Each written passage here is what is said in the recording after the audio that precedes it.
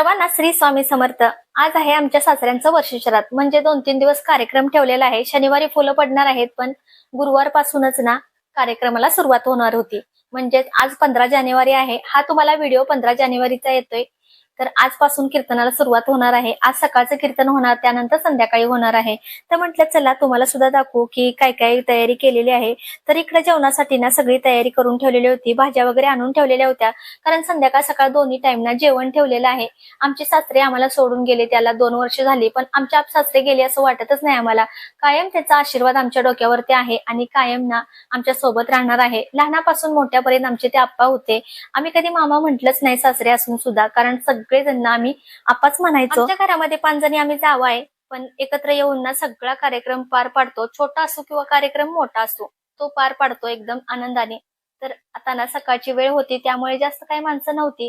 गावाला कसं सकाळची खूप सारे कामं असतात, रानातली असतात, गुरंढोरं असतात, त्यामुळे धारा वगैरे काढायच्या, म्हणून ना जास्त काही माणसं नव्हती। थोडीशीच माणसं सकाळच्या कीर्तनाला होती।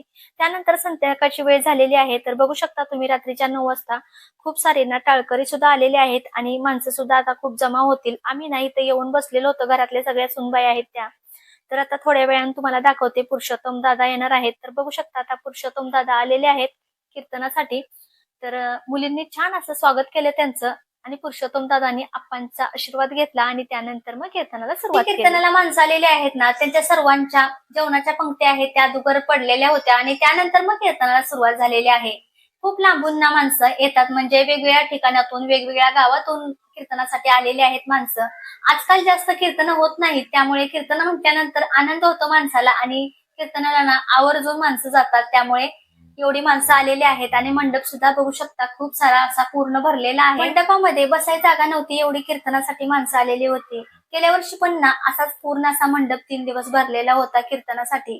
तर अन्नदानाची सेवा आमच्या सर्वांच्या हातून घडावी, आमच्या सर्वांची इच्छा होती, ती सुद्धा पूर्ण करून घेतली आमच्या आप्पांनी। आणि चांगलं म्हणा कार्य आमच्याकडून करून घेतायत आमच्या आप्पा, म्हणजेच आमचे सासरे।